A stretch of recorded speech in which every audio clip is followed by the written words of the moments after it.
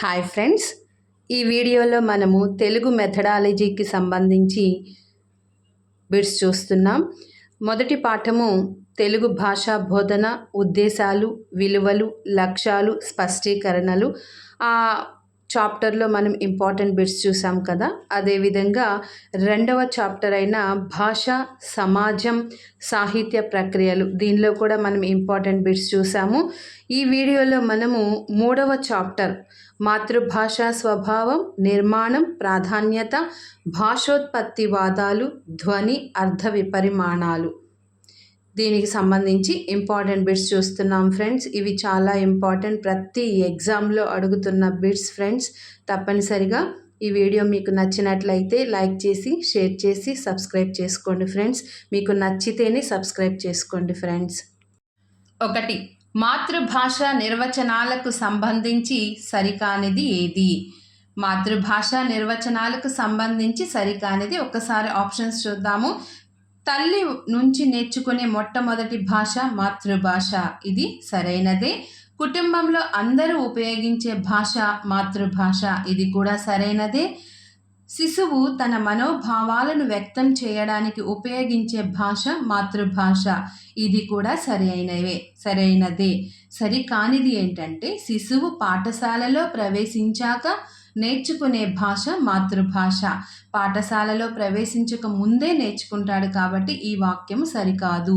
2. శిశువు తన సౌందర్య దృష్టిని, ఆనందాన్ని వ్యక్తం చేయడానికి ఉపయోగపడే సహజ మాధ్యమం ఏది? మాతృభాష.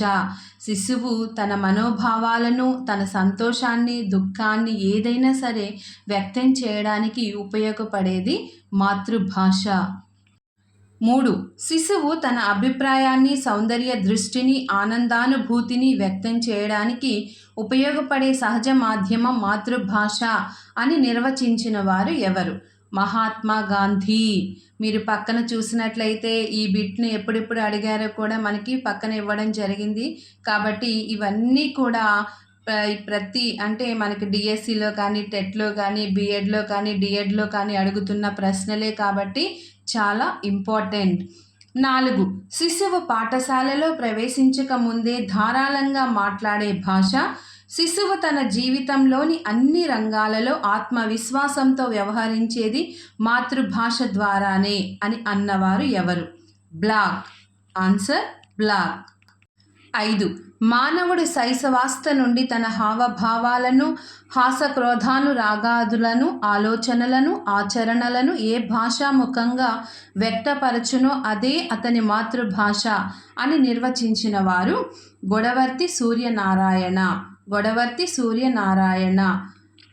6. W.M. రైబర్న్ పేర్కొన్నట్లు ఆనందానుభూతితో పాటు జ్ఞానాన్ని కూడా పెంచుకోవడానికి, అభిరుచులను, భావాలను రూపుదిద్దుకోవడానికి దేవుడిచ్చిన సృజనాత్మకత శక్తిని సమర్థవంతంగా ఉపయోగించుకోవడానికి తోడ్పడే సాధనం మాతృభాష. 7. శైశవం మొదలుకొని జీవితాన్ని తీర్చిదిద్ది ఆత్మవిశ్వాసాన్ని కలిగించి జాతి అభివృద్ధికి, దేశాభ్యుదయానికి, లోకోద్ధరణకు కూడా సమర్థునిగా చేసే శక్తి మాతృభాషకు ఉంది అని నిర్వచించిన వారు ఎవరు? P.B. బల్లార్డ్. 8. భాషా ప్రయోజనాలైన భావగ్రహణ, భావ వ్యక్తీకరణలకు ఏ భాషపై వ్యక్తి ఎక్కువగా ఆధారపడి ఉంటాడో అలాంటి మూలాధారమైన భాషే మాతృభాష అని అన్నవారు ఎవరు? రామచంద్రుని వెంకటశేషయ్య. 9. తల్లిపాలు తాగి పెరిగిన వాడికి, దాదిపాలు తాగి పెరిగిన వాడికి ఎంత తేడా ఉంటుందో మాతృభాషలో విషయం నేర్చుకున్న వాడికి, పరభాషలో నేర్చుకుని వాడికి అంతే తేడా ఉంటుంది అని మాతృభాషలో బోధన ప్రాధాన్యతను తెలిపినది ఎవరు? కొమర్రాజు వెంకట లక్ష్మణరావు. 10. భారతదేశ విద్యాలయాల్లో ఆంగ్లాన్ని బోధనా భాషగా ప్రవేశపెట్టినది ఎవరు? Lord Macaulay. 11. బోధన భాషగా ఆంగ్లం ప్రాముఖ్యాన్ని తగ్గించి దేశ భాషలకు ప్రాధాన్యం ఇవ్వాలని సూచించింది జాతీయ విద్యా సంస్థ నేషనల్ కౌన్సిల్ ఆఫ్ ఎడ్యుకేషన్ 1906. జాతీయ విద్యా సంస్థ నేషనల్ కౌన్సిల్ ఆఫ్ ఎడ్యుకేషన్ 1906. 12. 1906వ సంవత్సరంలో బోధన భాష అయిన ఆంగ్లానికి ప్రాముఖ్యతను తగ్గించి దేశ భాషలకు ప్రాధాన్యమివ్వాలని సూచించిన జాతీయ విద్యా సంస్థ ప్రముఖులు ఎవరు? రవీంద్రనాథ్ ఠాగూర్, బిపిన్ చంద్రపాల్. రవీంద్రనాథ్ ఠాగూర్, బిపిన్ చంద్రపాల్. 13. బోధన భాష అయిన ఆంగ్ల భాషకు ప్రాముఖ్యత తగ్గించి దేశ భాషలకు ప్రాధాన్యమివ్వాలని ఏర్పరచిన జాతీయ విద్యా సంస్థ సభ్యులు ఎవరు? చాలా పేర్లున్నాయి. రవీంద్రనాథ్ ఠాగూర్, బిపిన్ చంద్రపాల్, చిత్తరంజన్ దాస్, గురురాజ్ బెనర్జీ, రాస్ బిహారీ బోస్. 14. 1906లో ఏర్పడిన జాతీయ విద్యా సంస్థలోని ప్రముఖులలో వీరొకరు. చిత్తరంజన్ దాస్. 15. బ్రిటిష్ పరిపాలనలో ఈయన ప్రతిపాదనల ద్వారా ఇంగ్లీషు అధికార భాషగా, బోధనా భాషగా స్థిరపడింది. మెకాలే.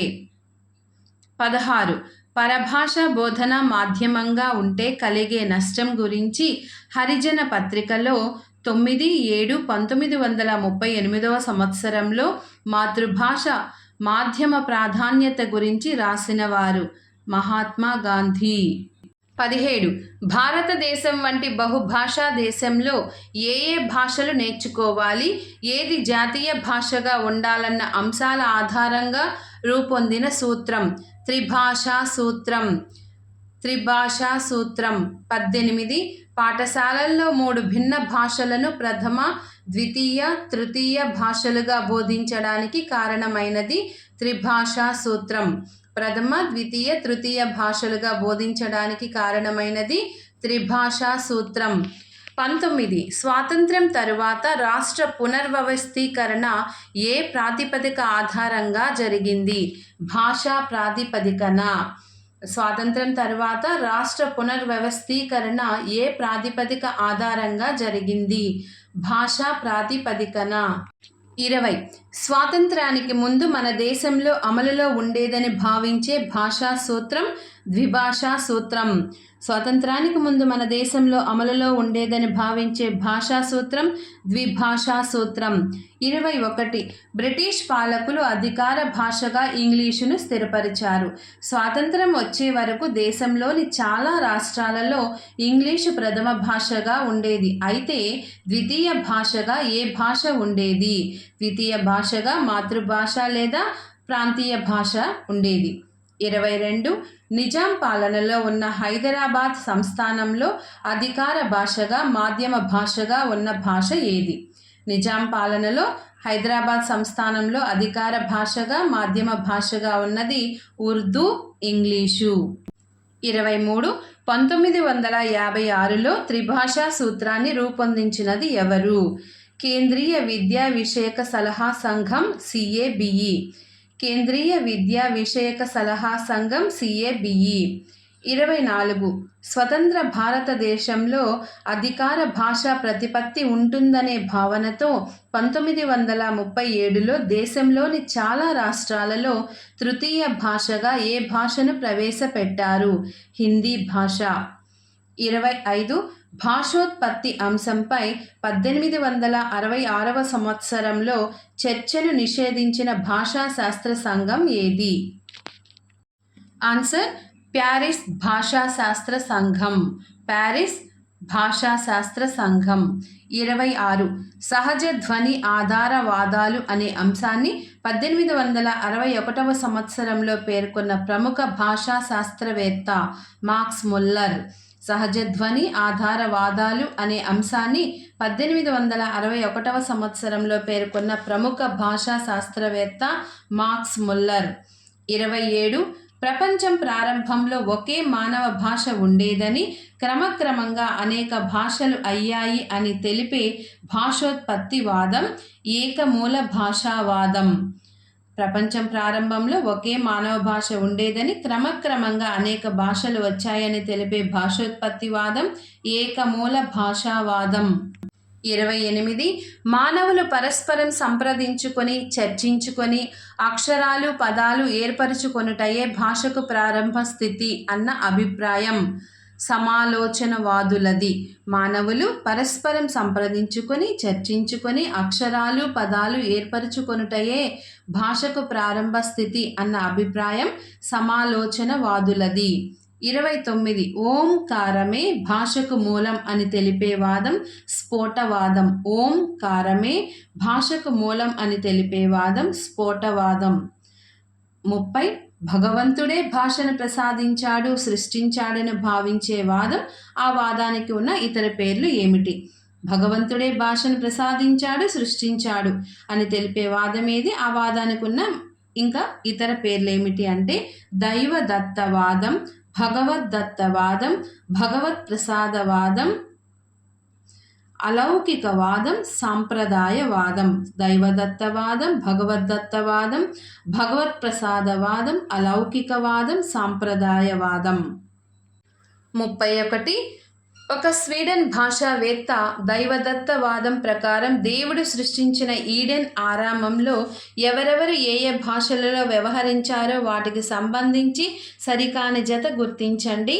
Answer Adam French. 32 హిందువులకు సంస్కృతం, మహమ్మదీయులకు అరబ్బీ, క్రైస్తవులకు హిబ్రూ భాషలు దైవ భాషలు అని తెలిపే వాదం భగవద్దత్తవాదం. 33 మానవుడి వాక్ అవయవాల నుంచి ఉత్పన్నమైన భాషా విజ్ఞానానికి ఉపయోగపడే ప్రతి శబ్దాన్ని ఏమంటారు? ధ్వని.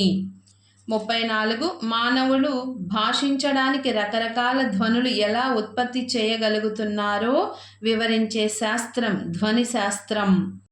35 మనిషి ఉచ్చరించేటప్పుడు ముఖయంత్రంలోని అవయవాల కదలికలు ఎలా ఉంటాయని పరిశీలించే ధ్వని శాస్త్ర శాఖను ఏమంటారు? ఉచ్చారణాత్మక ధ్వని శాస్త్రం. 36 మానవుని ఉచ్చారణ ధ్వనులు గాలిలో కరిగించే విభిన్న ధ్వని తరంగాలను యంత్రాల సహాయంతో నమోదు చేసి వాటిలో గల భేదాలను పరిశీలించే ధ్వని శాస్త్ర శాఖను ఏమంటారు? తరంగాత్మక ధ్వని శాస్త్రం. 37 ఉచ్చారితాలైన ధ్వనుల వాయు తరంగాలు చెవిలోనికి ప్రవేశించి కర్ణభేరి దానికి సంబంధించిన ఎముకల మీద ఎలాంటి మార్పులు కలిగిస్తాయని పరిశీలించే ధ్వని శాస్త్ర శాఖ శ్రవణాత్మక ధ్వని శాస్త్రం. 38 బొమ్మ పదంలోని వర్ణాల సంఖ్య. బొమ్మ అనే ఈ పదంలో బో అనే అక్షరంలో బ్ ప్లస్ ఓ 2 అక్షరాలున్నాయి.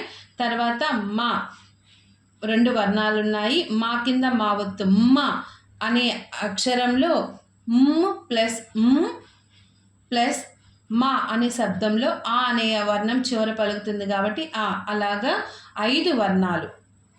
ఆన్సర్ 5. బొమ్మ పదంలోని వర్ణాల సంఖ్య 5. 39 ముఖయంత్రంలో ధ్వని పుట్టే ప్రదేశం స్థానం.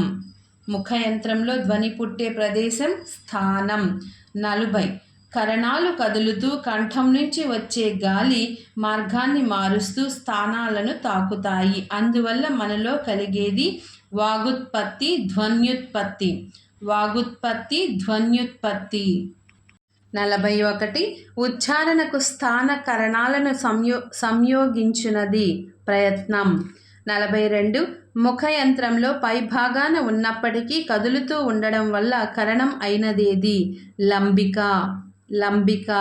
43 ధ్వనుల స్థాన కరణ ప్రయత్నాన్ని ఉచ్చారణ విధానాన్ని తెలిపేది ధ్వని విజ్ఞానం. 44 ఒక భాషలో ఉన్న ఒక ధ్వనులు తర్వాత కాలంలో మార్పు చెందడాన్ని ఇలా పిలుస్తారు. మార్పు చెందడాన్ని పరిణామం అంటారు కాబట్టి ధ్వని పరిణామం. 45 ధ్వని పరిణామంకు సంబంధించి సరికానిది. 2 భిన్న వర్ణాలు కలిసి ఏకవర్ణంగా మారడం వర్ణ విభేదం. 2 భిన్న వర్ణాలు కలిసి ఏకవర్ణంగా మారడం వర్ణ విభేదం. 46 వర్ణ సమీకరణానికి సంబంధం లేని పదం. చూచు ప్లస్ ఇంచు చూపించు. చూచు ప్లస్ ఇంచు చూపించు. కింద ఉన్న ఉదాహరణలు ఒకసారి చూసినట్లయితే గది ప్లస్లు గదులు వర్ణ సమీకరణానికి సంబంధం కలిగిన పదమే గదిలు గదులు. పదిలు పదులు. మది ప్లస్కు మదికి. ఇక్కడ అంతా కూడా వర్ణ సమీకరణానికి సంబంధం ఉన్న పదాలు ఈ మూడు. సంబంధం లేనిది చూచు ప్లస్ ఇంచు చూపించు. అక్కడ వర్ణం మారిపోయింది కాబట్టి ఇది వర్ణ సమీకరణానికి సంబంధం లేని పదం చూచు ప్లస్ ఇంచు చూపించు. 47 ధ్వని పరిణామానికి సంబంధించి వర్ణ సమీకరణంలో పూర్వ వర్ణ సమీకరణానికి సంబంధించి సరికాని ఉదాహరణ గుడి ప్లస్కు గుడికి. గుడి ప్లస్కు గుడికి. 48 వర్ణ సమీకరణానికి సంబంధించి పరవర్ణ సమీకరణానికి సంబంధం లేని ఉదాహరణ 10 ప్లస్లు పదులు. 10 ప్లస్లు పదులు.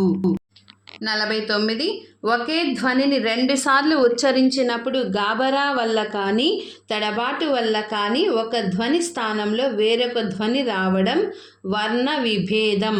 వర్ణ విభేదం. 50 వర్ణ సమ్మేళనంకు సంబంధించి సరికానిది ఏది? 4 ఆన్సర్ చూడండి. నవ్వులాట నవ్వుటాల అనేది వర్ణ సమ్మేళనానికి ఉదాహరణ. ఈ వాక్యము సరికాదు కాబట్టి వర్ణ సమ్మేళనానికి సంబంధించి సరికానిది నవ్వులాట నవ్వుటాల. ధన్యవాదాలు ఫ్రెండ్స్.